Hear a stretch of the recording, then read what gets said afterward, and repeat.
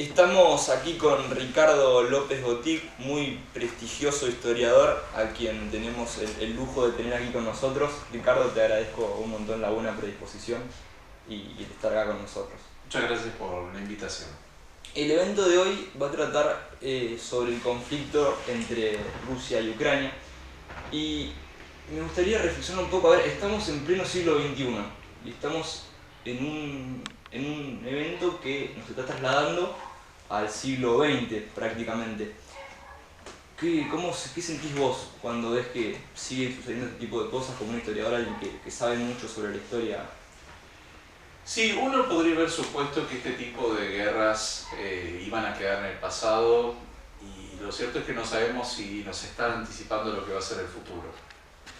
Eso es lo que más temo, porque uno pensaría que esta lógica de la invasión territorial, este tipo de invasiones en las cuales hay testimonios de que hay violaciones a los derechos humanos, que hay crímenes de guerra, que hay crímenes de lesa humanidad, que aparentemente incluso hay quienes hablan de genocidio, uno podría haber supuesto que este tipo de conflictos a esta escala ya no se iban a repetir en el siglo XXI, o que iban a ser por lo menos cada vez más marginales. Lo cierto es que llama la atención, y sobre todo que hubo muchas situaciones previas de negociaciones o intentos de negociación para detener esta escalada, que podría haberse detenido en varias ocasiones. Pero yo creo que la enorme responsabilidad de Vladimir Putin en esto, de haber intentado imponer una serie de condiciones al gobierno de Ucrania de una forma humillante, es lo que ha terminado llevando adelante esta invasión. Que muy probablemente Putin haya supuesto que iba a ser una operación militar extremadamente rápida, una guerra relámpago de 48-72 horas, pero que ya lleva más de 2 meses. Y creo que esto no lo contemplaba, creo que sobrevaloró su propia capacidad militar, que infravaloró al gobierno y al pueblo de Ucrania, la capacidad de respuesta de la Unión Europea, de la OTAN, de Estados Unidos y también de la opinión pública internacional. De modo que yo creo que, primero, probablemente veamos un conflicto que se sigue extendiendo. En realidad es un conflicto que comienza en el 2014, no es de ahora, pero que estaba en una situación latente. Pero muy probablemente veamos que se extienda el tiempo, porque hoy Putin ya no está en condiciones de dar pasos atrás. Tratar de solucionar de alguna forma su respuesta militar a esto, intentando además con una economía que es muy débil, que no tiene la musculatura suficiente para sostener una guerra en el tiempo. A Putin se lo ve con la ambición, ¿no?, de volver a poner a Rusia como lo que fue la Unión Soviética en su momento. ¿Lo ves posible? No la Unión Soviética en cuanto a lo que fue la Unión de Repúblicas Socialistas Soviéticas con el marxismo-leninismo, que de hecho en los años 60 estaba claro que era un sistema que había colapsado por sus propias contradicciones, pero sí en cuanto al prestigio de lo que era Rusia en el mundo. Porque lo que ocurre en la Unión Soviética es que pierde la Guerra Fría, pero la persona común que residía en la Unión Soviética no entiende por qué se pierde. Es un poco lo que le pasa a Alemania después de la Primera Guerra Mundial. Es decir, ¿por qué perdimos? ¿Cómo que perdimos? Y creo que la persona común de la Unión Soviética quedó con esa nostalgia de lo que fue un pasado que por lo menos no tenían mucho para comer, tenían un nivel de vida muy bajo, pero estaba la compensación de que eran un poder importante en el mundo. Creo que Putin juega con eso, y juega con muchos elementos simbólicos que son parte de la historia rusa, incluso previas a la Unión Soviética. Y eso lo maneja muy bien, y por eso es que tiene, primero, un gran apoyo en la opinión pública dentro de Rusia, más allá de que hay un sistema de censura y de represión que no permite otras expresiones. Y yendo un poco a lo que fue la Guerra Fría, en mi opinión la Tercera Guerra Mundial, corregime si me equivoco, se había hecho un pacto, ¿no?, entre Estados Unidos y la Unión Soviética de no utilizar armas nucleares.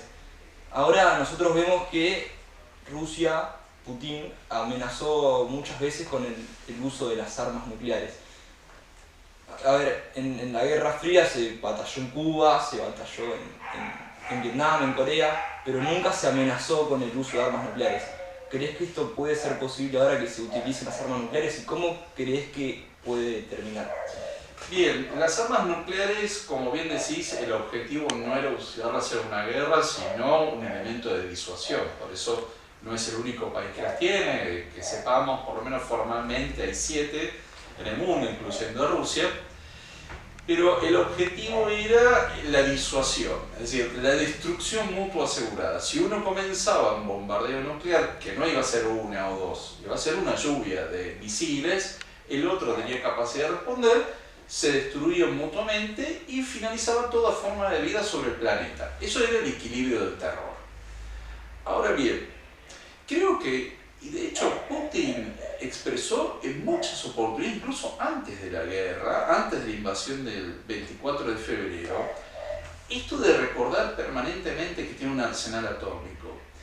Es como sacar una carta muy fuerte cuando recién está empezando el juego. Eso llama mucho la atención.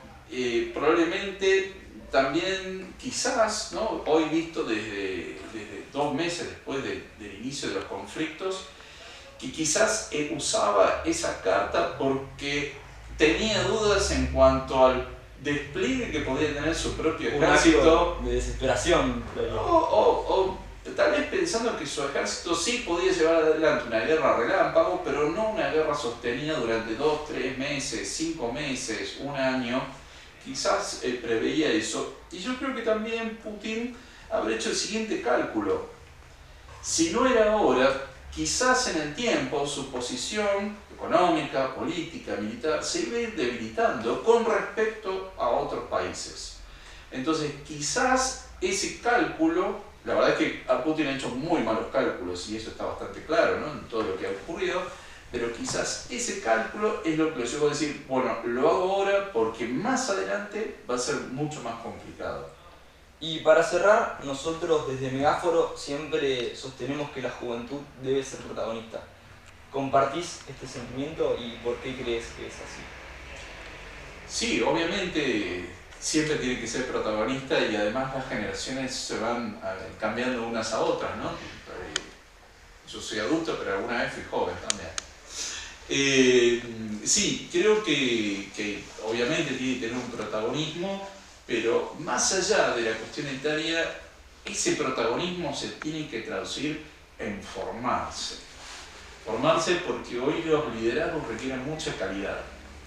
Y hoy tenemos mucho más disponible el conocimiento, ¿no? Tenemos mucha información dando vueltas, pero hay que tener capacidad de procesarla.